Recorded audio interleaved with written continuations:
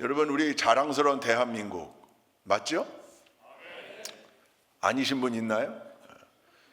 최근에 그 젊은 세대들이 헬조선 그런 표현 들을 때마다 불쾌해요. 뭘 얘기하는지는 알겠어요. 힘들고 어려운 여건들, 상황들. 그러나 스스로를 그렇게 비하해서 부르는 건 본인에게도 그렇고 공동체에도 그렇고 별로 좋은 일은 못 되는 것 같아요. 아니, 안 좋은 일이에요. 신앙적 관점으로 봐도 헬조선, 스스로를 비하하거나 여긴 지옥과 같다 이렇게 얘기하는 일은 영적으로도 신앙적으로도 결코 유익이 될 수 없습니다.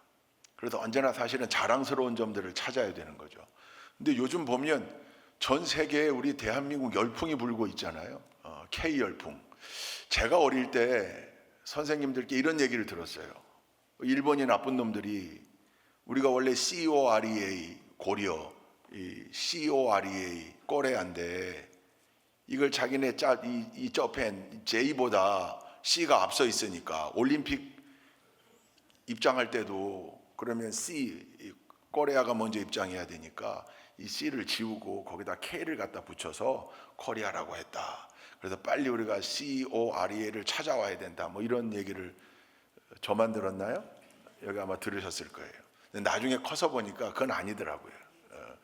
그건 낭설이었어요. 근거가 없는 얘기예요. 다만 17, 18세기 유럽의 지도를 보니까 COREA, KOREA가 병기되어 있는 게 굉장히 많고요. 1800년대 유럽에서 발간된 그 잡지에도 COREA하고 KOREA를 같이 썼어요. 보니까 프랑스어 문화권과 스페인어 문화권에서는 COREA를 주로 썼고, 이게 영국과 미국을 중심으로 한 영어 문화권에서는 발음하기가 K가 더 좋으니까. 그러다가 이제 그 뒤에 미국 국무성하고 영국 그 왕립 국어학회일 거예요 아마. 그러니까 왕립 영어학회겠죠. 거기에서 서로 협의해서 대한민국의 표기는 K로 하자 이렇게 했다고 그래요. 요즘 그 K가 난리 아닙니까? K. 예. K 열풍 뭐가 있나요? K-팝. 뭐 말할 것도 없어요. 이 데몬 헌터스의 그 뭐죠? 골든. 그건 참 노래 잘 만들었어요. 그죠? 요즘 뭐 전 세계적으로 난리예요. 뭐 BTS 말할 것도 없고. K-팝 또요. K-푸드. 불닭볶음면이 이게 사실 한국의 전통적 음식이라고 할 수는 없는데 매운 거 사랑하는 민족의 대표적인 음식으로 전 세계로 뻗어나가는 것 같아요. 그 김에 이제 한식이 더 많이 확산되는 것 같아요. K-푸드 또요. K 방산.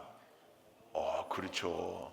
맞아. 조선, 방산 그게 참 대단한 거 아닙니까? 우리나라가 이게 불과 70년 전에 유엔의 도움이 없이는 나라를 다 잃어버릴 지경이었는데 이제는 우리나라 전차 사가고 우리나라 미사일 사가고 우리나라 여러분 자주포는요 정말 명품 중에 명품이에요.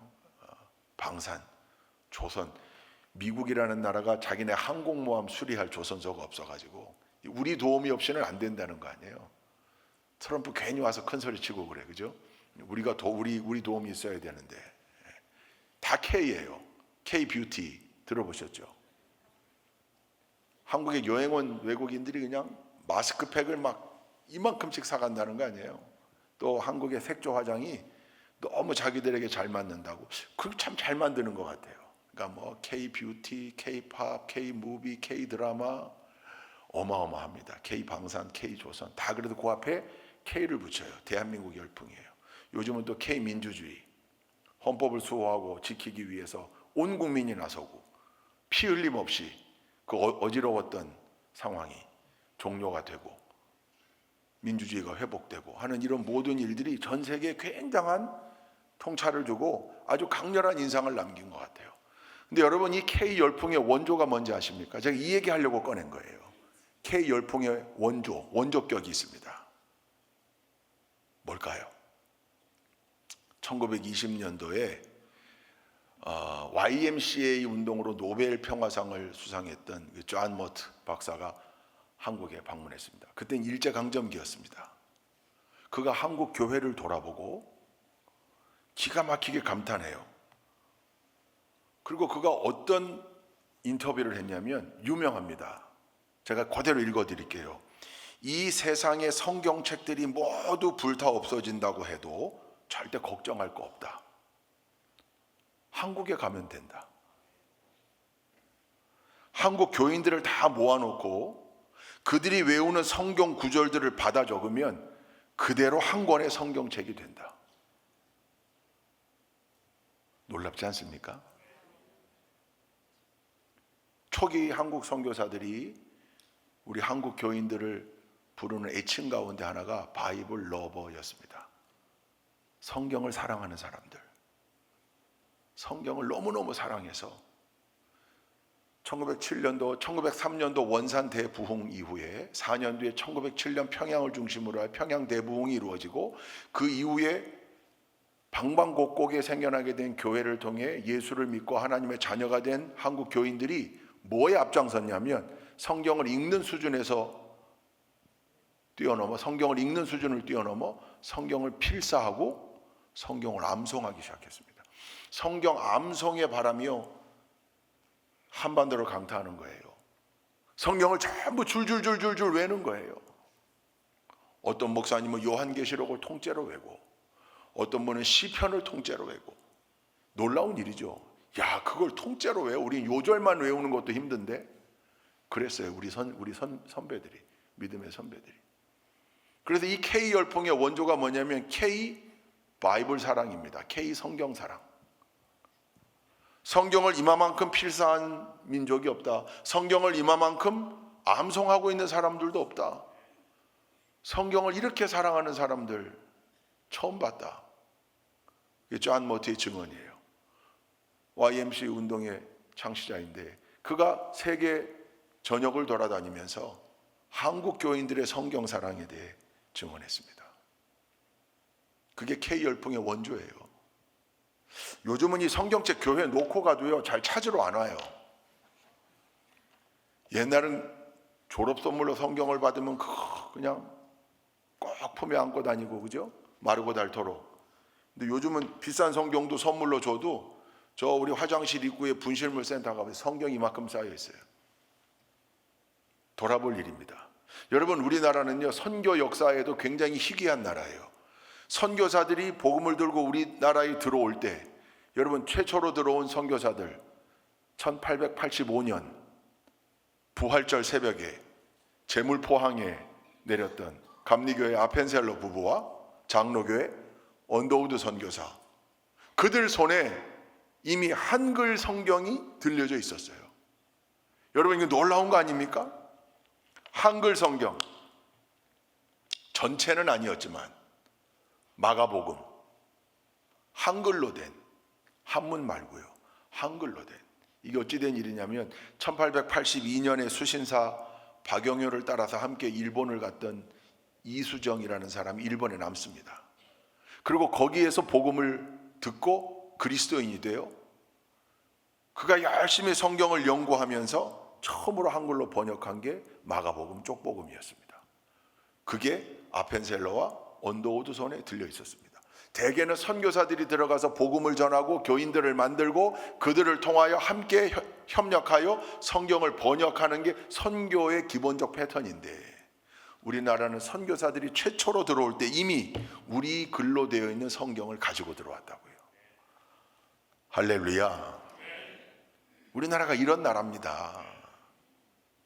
그러니 힘들고 어려운 일이 있어도 하나님이 다시금 세워주시고 다시금 회복시켜주시고, 그래서 우리의 비전이 있잖아요. 마지막 때에 세계 열방을 향한 제사장 국가로, 제사장 민족으로 쓰임받을 거다. 우리가 지금 이렇게 K푸드, K팝, K드라마, K무비, K뷰티, K방산, K조선 열풍 불고 있는 이게 다 빌드업 과정이라고 생각해요.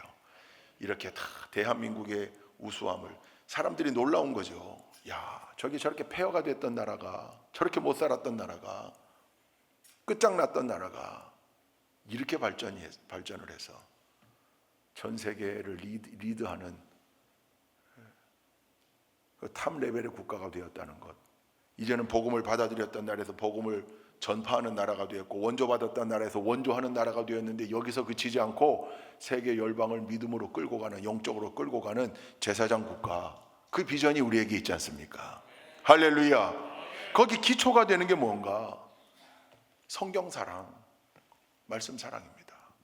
여러분, 오늘은 대림절, 대강절 셋째 주일이면서 동시에 성서주일입니다. 바이블 선데이. 성서주일이 뭘 지키는 주일인가? 말씀이야. 1년 365일 52주 다 말씀 주일이죠. 그죠? 근데 특별히 성서주일은 그 말씀의 가치를 잘 알고 있는 모든 사람들에게 말씀을 전하려면 성경이 있어야 될 거 아닙니까? 성경이. 그래서 그 성서 공회가 생겨나게 되고 성경을 누구든지 읽을 수 있도록 자기네 나라 말로 번역하는 일, 성경을 인쇄해가지고 제작해가지고 보내는 일. 여러분, 우리 교회도 성경을 저 모잠비크에도 보내고 태국에도 보내고 성경을 보내는 일에 앞장섰고, 작년부터 계속하여 성경을 보급하는 기관에 우리가 계속 후원하고 있고 함께 하고 있습니다. 그거 독려하는 주일이에요. 1954년도부터 우리 한국교회는 원래는 1899년도에 성령 강림 주일에 함께 성서 주일을 지키다가 1954년도부터는 12월 둘째 주일로 못을 박았습니다. 여러분, 12월 둘째 주일이면 뭐랑 겹쳐요? 대림절하고 겹칩니다. 어떤 때에는 대림절 둘째 주일, 어떤 때는 올해같이 대림절 셋째 주일, 이렇게 겹쳐요. 대림절이 뭡니까? 이제 곧 탄생하실 예수 그리스도를 대망하며 준비하며 기다리는 절기인데, 그 예수님이 어떻게 오신 거예요? 오늘 본문 말씀 보니까 말씀이 태초에 계셨는데 그 말씀이 하나님이셨고, 그 말씀 하나님이 육신이 되어 이 땅에 오시는 성육신의 사건, 그게 성탄이거든요. 그러니까 결국 하나님이 말씀이고 예수 그리스도가 말씀이고, 우리가 대망하며 기다리고 있는 예수 그리스도는 말씀이 육신의 모습으로 이 땅에 오신 거라는 거 아닙니까? 그걸 준비하는 이 대림절기의 한복판에 성서주의를 지키고 있다는 것, 대단한 의미가 있는 거죠. 말씀을 떼어놓고 우리의 믿음을 설명할 길이 없다. 말씀을 떼어놓고 신앙생활할 수 없다. 할렐루야.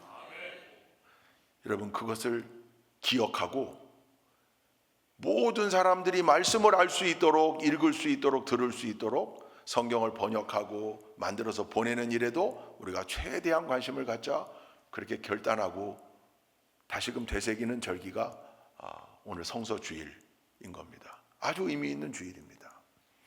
여러분, 우리 이 새 개혁교회가 1519년 종교개혁을 중심으로 출발을 했어요. 새로운 교회로.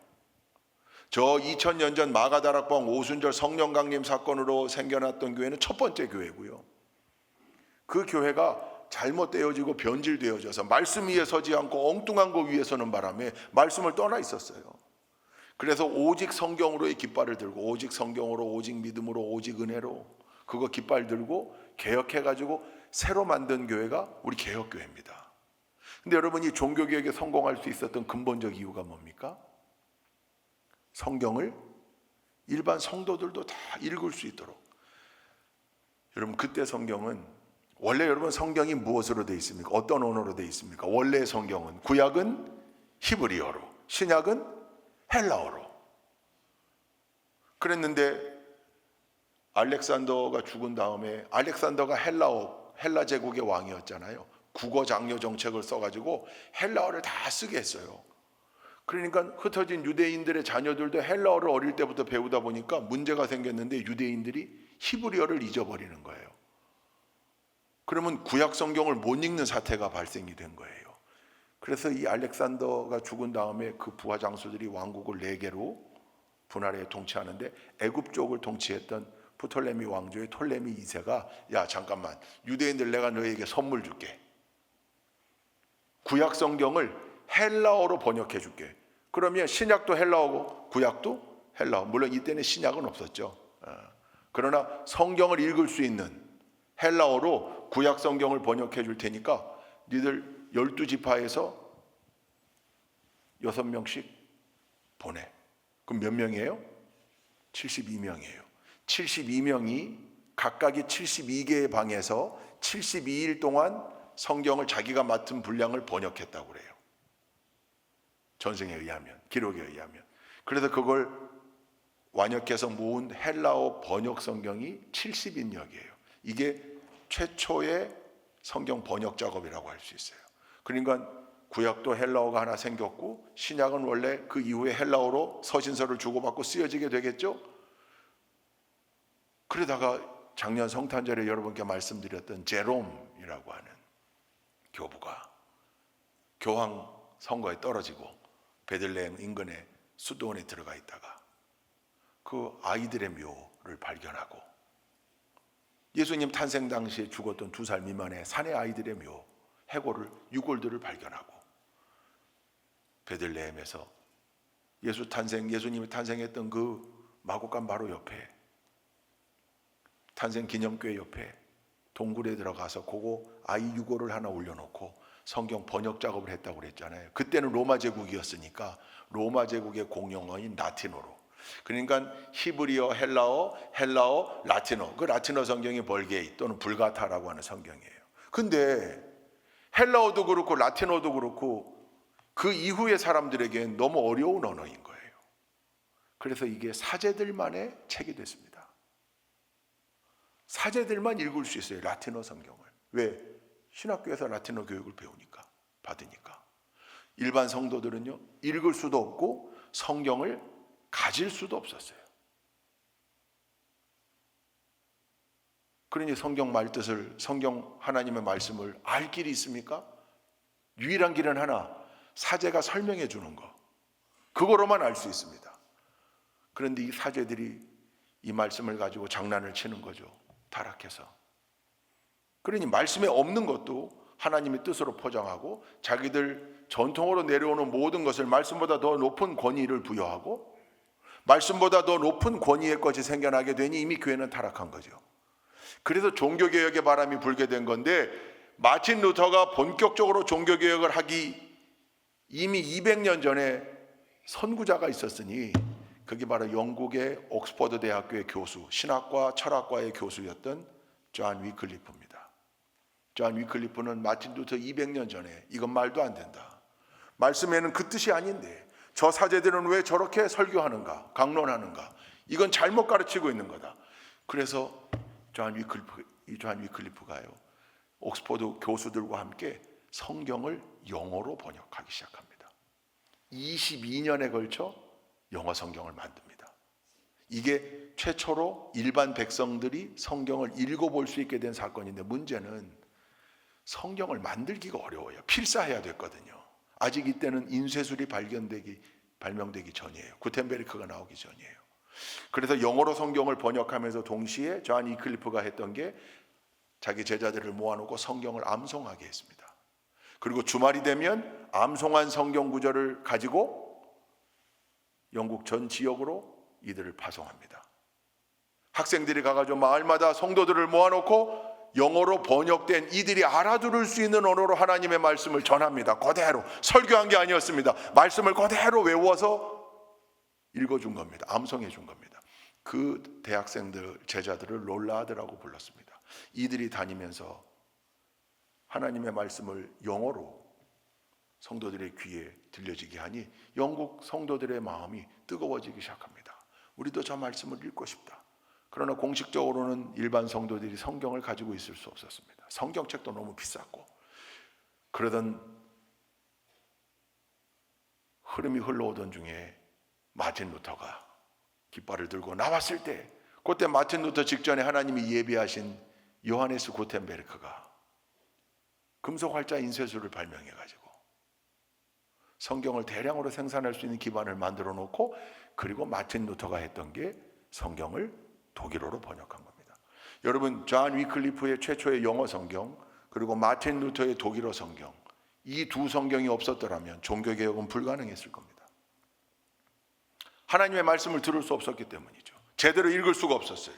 그러나 성경을 대량으로 인쇄해서 성도들에게 나누어 주면서, 아, 하나님의 참뜻이 여기에 있었구나, 하나님의 약속이 이거였구나, 나를 향하신 하나님의 깊은 뜻이 이렇게 흘러왔구나, 이걸 성도들이 알게 된 거죠.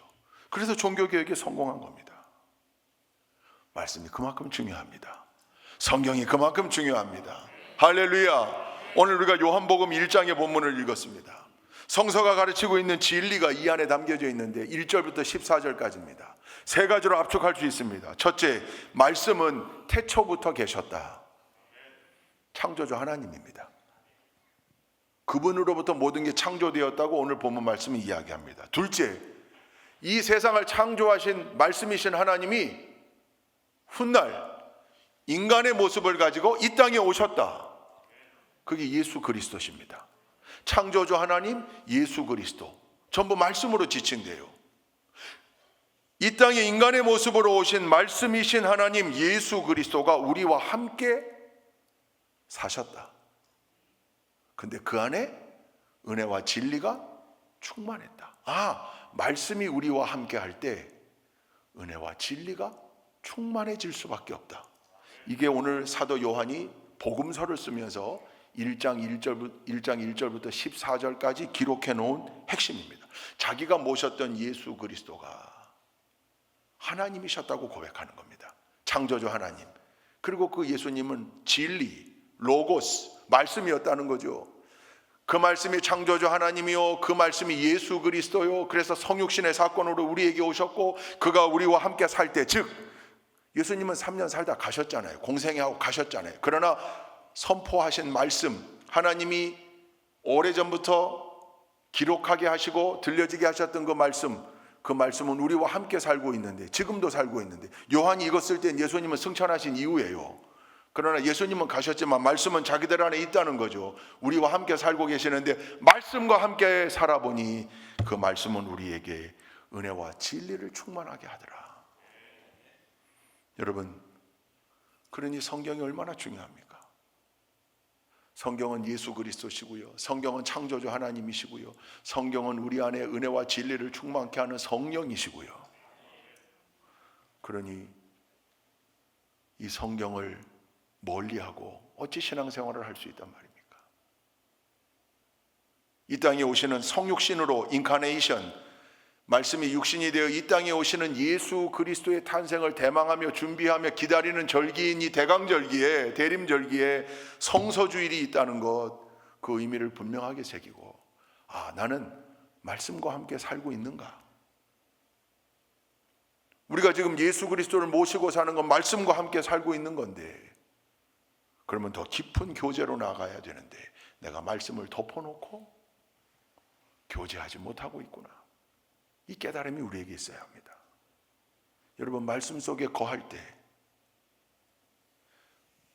말씀과 깊은 교제를 나눌 때, 그때 우리의 삶에 놀라운 역사가 일어남을 믿습니다. 유명한 신정통주의 신학자 칼 바르트가 뭐라고 얘기했냐면, 오늘 1장 14절 말씀을 다시 한번 읽어볼까요? 이게 사실 요절 말씀 중에 하나인데 함께 읽겠습니다. 시작. 그 말씀은 육신이 되어 우리 가운데 사셨다. 우리는 그의 영광을 보았다. 그것은 아버지께서 주신 외아들의 영광이었다. 그는 은혜와 진리가 충만하였다. 아멘. 말씀이 육신이 되어, 그 말씀은 육신이 되어, 여러분 이게 인카네이션입니다. 영어로. 저기 써있는 헬라어 표현으로는 카이홀로고스 사르크스 에게네토 이렇게 되어 있습니다. 헬라어. 이 유명한 문장이에요. 카이는 빼도 돼요. 앞에 그리고 그런 뜻인데, 카이 접속사는 빼고 홀로고스 사르크스 에게네토, 이게 헬라어로요 엄청나게 중요한 표현이에요. 말씀이 육신이 되었다. 그래서 이걸 가지고 칼 바르트가 말씀의 삼중성을 얘기했어요. 첫째, 인격으로 나타난 말씀, 그 예수 그리스도죠. 말씀이 인간의 모습으로 나타나셨다. 예수 그리스도. 기록된 말씀, 그 성경이에요. 예수님이 오시기 전부터 예언을 통하여 하나님이 주신 많은 말씀들이 여기에 있었고, 예비했던 말씀이 있고, 예수님을 통하여 받은 말씀이 있고, 그 이후에 예수님을 믿고 따르고 증언했던 사도들에 의하여 기록된 말씀이 이 안에 있어요. 기록된 말씀이에요. 이 성경이에요. 세 번째는 선포되는 말씀이에요. 그게 설교입니다. 그래서 여러분, 우리는 인격으로 나타난 이걸 계시적 말씀이라고도 표현하는데, 예수 그리스도를 모시고 함께 살면서 늘 기록된 말씀을 읽으며 그와 교제하고, 예배 중에 선포되는 말씀을 들으며 그 말씀을 마음에 새기고 주님과의 교제를 이어갈 때 우리 안에 은혜와 진리가 충만할 수밖에 없는 거겠죠. 그런 여러분 늘 말씀 속에 사는 겁니다. 말씀을 읽는 거, 필사하는 거, 암송하는 것뿐만 아니라 예배의 자리가 말씀의 자리잖아요. 믿음은 들음에서 나며 들음은 그리스도의 말씀으로 말미암느니라. 할렐루야. 그리고 그 말씀을 우리 안에 모시고 사는 사람답게 말씀을 가지고 나가 사는 거죠. 칼바르트가 어떤 표현을 또 했냐면 이렇게 표현했습니다. 하나님의 말씀이 성경 안에서 우리를 기다린다. 말씀이 우리를 기다린다. 말씀이 여러분을 기다리고 있습니다. 여러분이 깨달을 수 있도록, 여러분이 들을 수 있도록, 여러분의 삶의 인도가 될 수 있도록 말씀이 우리를 기다리고 있다는 거죠. 내가 성경을 보는 게 아닙니다. 성경이 나를 부르시는 겁니다. 내가 성경을 읽는 게 아니라 성경이 내게 말씀하시는 겁니다. 그 속에 증거가 있고 약속이 있고 생명력이 있습니다. 그 능력 안에 사는 존재들이 바로 우리 그리스도인들입니다. 오늘 성서주일입니다. 1년 365일 말씀 속에 살아가야 되는데 성서주일 주일 아침 이 말씀이 한글로 그렇게 일찍 번역돼요. 그러니 하나님이 예비하신 거죠. 그 말씀 속에 우리는 우리나라 말로 우리나라 글로 되어 있는 성경을 읽고 들으며 신앙생활하고 있는 이 환경이 우리에게 얼마나 복된 환경인가 다시금 깨닫고, 그거보다 더 본질적으로 거기서만 끝나면 안 되고 말씀 속으로 깊이 들어가 말씀이 본질임을 알고 늘 말씀과 가까이 사는 삶, 그 삶을 다짐하고 결단하는 오늘 성서주일 또 대림절기 셋째 주일이 되실 수 있기를 주님의 이름으로 축원드립니다. 그러면 이 말씀은 창조주 하나님이시기도 하고 예수 그리스도이시기도 하고 우리 안에 은혜와 진리가 충만하게 임하는 성령으로도 나타나시는 이 말씀은 우리를 어떻게 이끄는가? 말씀 속에서, 오늘 성서주일이니까 성경을 한번 탁탁 읽어보겠습니다. 말씀의 능력, 성경의 능력이 뭔가? 성서에는 어떤 능력이 있는가? 여러분들이 가지고 있는 이 성경은 5만 몇천 원으로 가늠할 수 없는 어마어마한 가치가 있는 책인데 약 40명의 저자들이 1500년 동안 성령의 감동을 받아 쓴 책인데 이 책은 우리에게 어떤 능력이 되는가? 놀라지 마십시오. 12가지를 알아보려고 합니다. 12가지. 근데 요거 성경을 그대로 읽을 겁니다. 성경 안에 나타난 말씀, 그게 분명히 우리를 그렇게 인도한다고 쓰여 있습니다. 한번 읽어보십시다. 첫째, 여호수아서 1장 8절 함께 읽습니다. 시작. 이 율법책의 말씀을 늘 읽고 밤낮으로 그것을 공부하여 이 율법책에 씌어진 대로 모든 것을 성심껏 실천하여라. 그리하면 내가 가는 길이 순조로울 것이며 내가 성공할 것이다. 아멘. 여러분의 길이 순조롭고 평탄하기를 원하십니까? 여러분들이 성공하기를 원하십니까? 말씀을 읽고 묵상하고 따르십시오. 성경이 그렇게 분명하게 하나님 말씀으로 기록하고 있습니다. 두 번째, 시편 107편 20절입니다. 시작. 단 한마디 말씀으로 그들을 고쳐주셨고 그들을 멸망의 구렁에서 끌어내어 주셨다. 하나님은 말씀하셔서 단 한마디의 말씀으로 고쳐주신다. 여러분, 고쳐주신대요. 건져주신답니다. 말씀이요.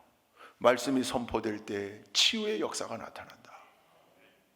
말씀이 우리의 삶을 고쳐주시고 우리의 질병도 고쳐주시고 우리의 길도 고쳐주시고 우리의 생각도 고쳐주시고, 여러분 그냥 더 우울한 생각, 못한다는 부정적인 생각, 소극적인 생각, 또 불평의 생각, 그냥 맨날 여러분 이 생각을 고치지 않으면요 삶이 행복해질 수가 없습니다.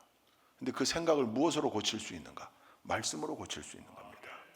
말씀이 선포될 때 그 말씀을 아멘으로 받아들여 가슴에 새길 때 그 질병으로부터 고쳐질 수 있는 겁니다. 육신의 질병뿐만 아니라 생각의 질병, 감정의 질병, 정서의 질병, 정신의 질병, 영적인 질병 고쳐지는 거죠. 말씀의 능력이 있는 겁니다. 그런데 말씀이 선포되는 예배의 자리를 등한히 하고 하나님의 말씀에 기록된 성경을 열지 않고 읽지 않고 묵상하지 않고 어찌 이런 역사를 체험할 수 있단 말입니까? 그러니 늘 말씀에 대한 사모함이 있어야 할 줄로 믿습니다. 말씀이 우리를 고치고 우리를 건져주시는 줄로 믿습니다. 세 번째 시편 119편 11절 함께 읽습니다. 주님께 범죄하지 않으려고 주님의 말씀을 내 마음속에 깊이 간직합니다. 아멘. 말씀을 깊이 간직할 때 뭐 하지 않게 된다고요?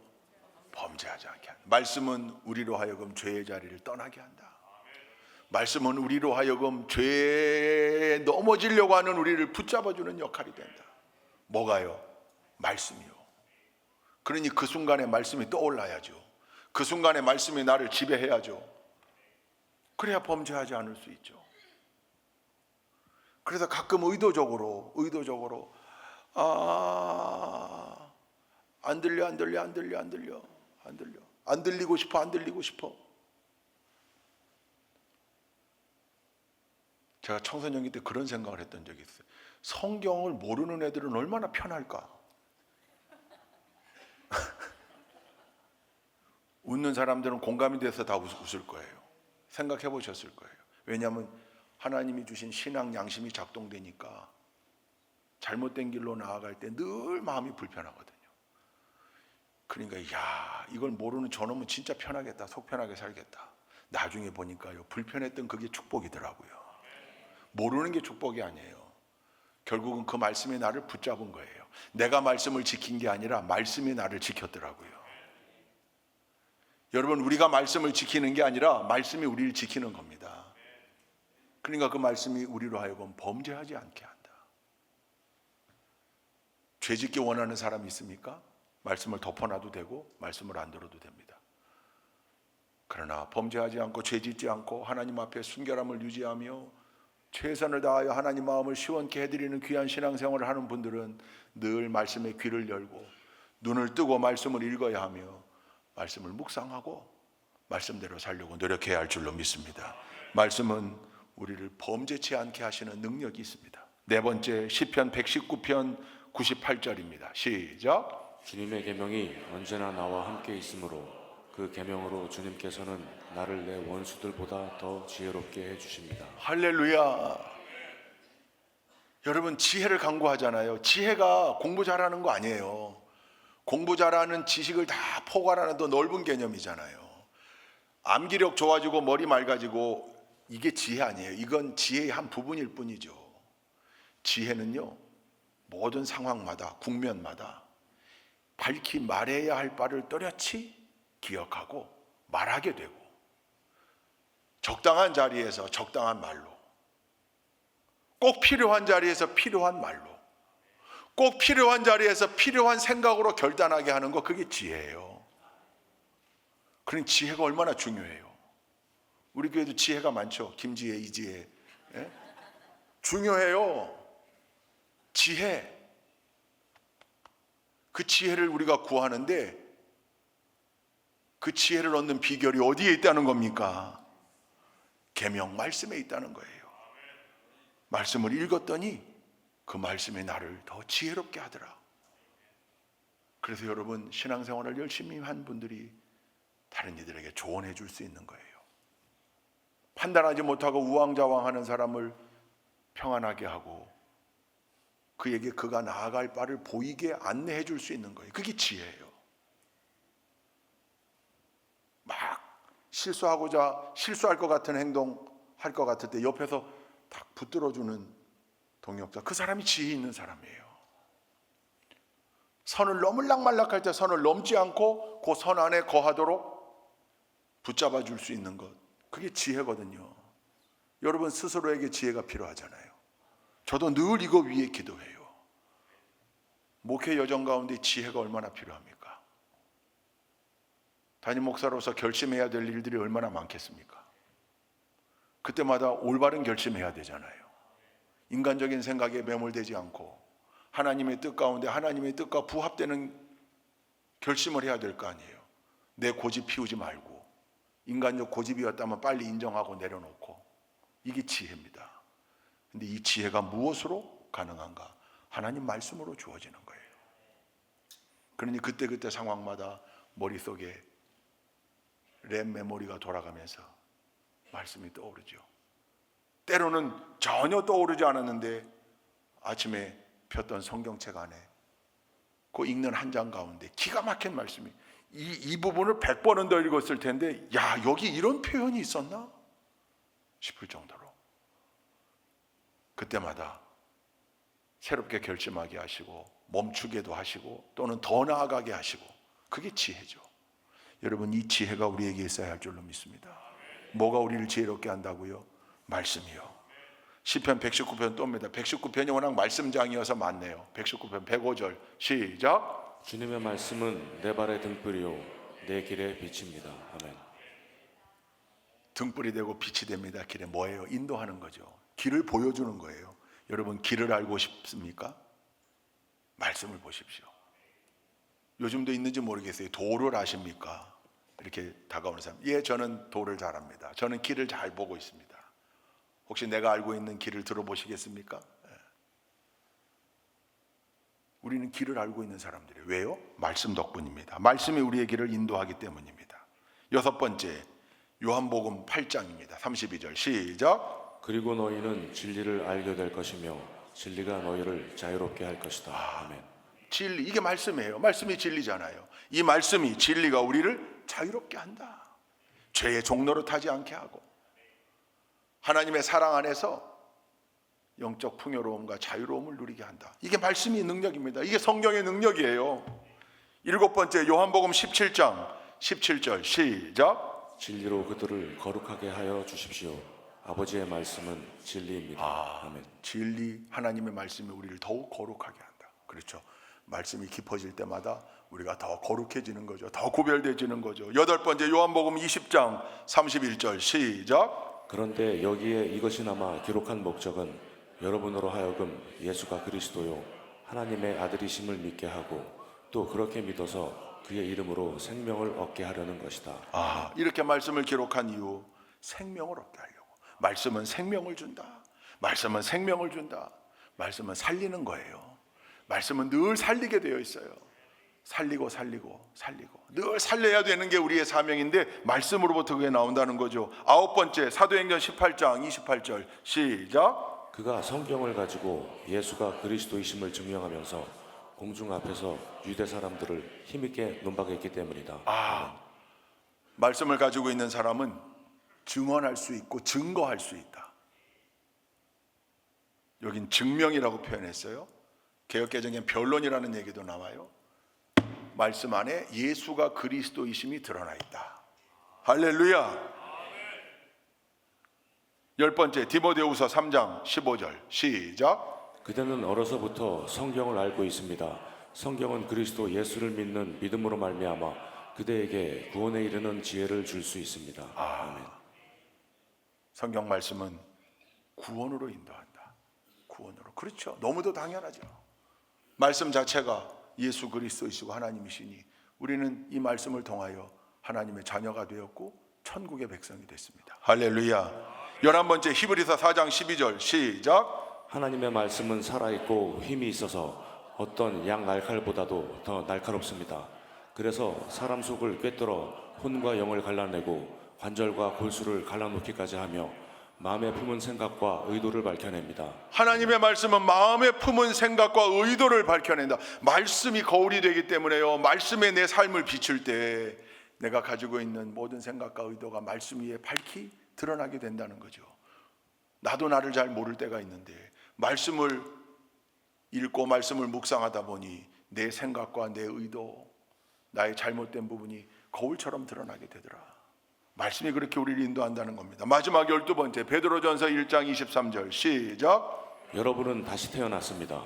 그것은 썩을 씨로 그렇게 된 것이 아니라 썩지 않을 씨, 곧 살아계시고 영원하신 하나님의 말씀으로 그렇게 되었습니다. 할렐루야. 우리가 거듭난 거, 새로 태어난 거, 다시 태어난 거 무엇으로 말미암았다고요? 말씀으로 말미암았다고요. 여러분, 성경에 나와 있는 표현을 12가지로 정리해 놓은 거예요. 성경의 능력이에요. 성경을 가까이 하고 말씀을 읽을 때 우리에게 이와 같은 놀라운 능력이 주어집니다. 얼마나 큰 축복입니까? 여러분, 그런데도 성경을 멀리하고 말씀을 멀리하겠습니까? 오늘 대강절 셋째 주일에 성서주의를 지키며 여러분 다시금 우리가 다짐하고 결단하길 바랍니다. 내가 얼마나 말씀과 가까이 살았는가? 나는 얼마나 말씀을 듣는 자리를 사모했고 말씀을 읽는 것을 사모했으며 그 말씀을 묵상하고 기억하며 살았는가? 부족했다면 오늘 이 자리가 새로운 다짐의 자리가 되기를 주님의 이름으로 축원드립니다. 여러분, 제가 토마스 선교사에 대한 이야기를 한 적이 있습니다. 토마스 선교사, 제너럴 셔머너 사건 때 타고 있었던 영국 선교사입니다. 웨일즈 출생의 선교사입니다. 옥스퍼드 대학교에 14세에 옥스퍼드 대학교 입학을 제의받았던 천재였습니다. 이가 알고 있던 언어가 10가지가 넘었고요. 대단한 수재였습니다. 다만 옥스퍼드 대학에서 나이가 너무 어리다고, 천재성은 있으나 조금 더 나이가 든 다음에 자기들 대학으로 오라고, 옥스퍼드 대학으로 진학하지 않고 런던 대학교의 바이블 칼리지, 성경 칼리지를 통해서 목사 안수를 받고 중국 선교사로 왔다가 한국으로 오게 됩니다. 그 안에 아주 우여곡절이 있습니다. 캐롤라인 사모가 중국에서 죽습니다. 캐롤라인 사모는 영국의 엄청난 부잣집 딸이었습니다. 공주처럼 살 수 있었음에도 불구하고 토마스 목사와 함께 복음을 전하겠다고 왔다가 그만 아이가 유산되고 유산 후유증으로 24세 나이에 죽습니다. 시리에 빠졌던 토마스 선교사가 다시금 심기일전하여 성경을 들고 제너럴 셔머너를 탔습니다. 근데 제너럴 셔머너가 길을 잘못 들어가지고 대동강 평양으로 들어가고 평양감사 박주소가 그걸 공격해가지고 제너럴 셔머너가 불타게 됩니다. 그때 대동강변 모래사장에서 목이 잘려 순교합니다. 그때 토마스 선교사가 마지막으로 했던 게 야소 그리고 성경을 준 겁니다. 자기가 준비해왔던 성경을 준 거 외에는 만나서 복음을 전할 길도 없었습니다. 그때 그 현장에 있던 13세의 소년 채치량이가 떨어진 성경 3권을 집에 주워왔는데 그 제너럴 셔머너 현장에서 책을 주워간 사람들 벌한다고 그래서 무서워서 이걸 평양 대동문을 지키는 영문주사 박영식에게 갖다 줍니다. 근데 박영식은 이걸 상부로 보고하지 않고 종이가 좋았거든요. 질이. 자기 집으로 가져와서 자기 집에 벽지로 발라버립니다. 그때만 해도 책을 실로 제본했던 때라 실을 끊어놓고 벽지로 다 발라버립니다. 성인이 된 최치량이 나중에 박영식으로부터 이 집을 사서 주막을 합니다. 여러분, 주막집 벽지가 뭐예요? 다 성경이에요. 누워도 말씀이요, 돌아 누워도 말씀이고 다 말씀이에요. 여러분, 훗날 마페 선교사가 이 만경대 석호정입니다. 주막의 이름이 만경대 석호정에 방문을 합니다. 마포 삼열 선교사입니다. 한국말로 유명했던 큰 일을 했던 선교사입니다. 이 선교사가 거기에 발라져 있는 성경을 보고 깜짝 놀랍니다. 그리고 이야기를 들어보니 그게 대동강에서 순교했던 토마스 선교사가 가지고 온 성경임을 알게 됩니다. 그 벽지를 한 장 한 장 뜯습니다. 최치량에게 비싼 벽지값을 주겠다고 약속하고 그걸 뜯습니다. 뜯은 그 성경을 가슴에 품고 마페 선교사가 통곡했다 그랬습니다. 토마스 선교사의 피가 묻어 있는 성경 아닙니까? 그리고 그 성경이 토마스 선교사의 피가 묻어 있는 이 성경이 이 민족을 살리고 있다.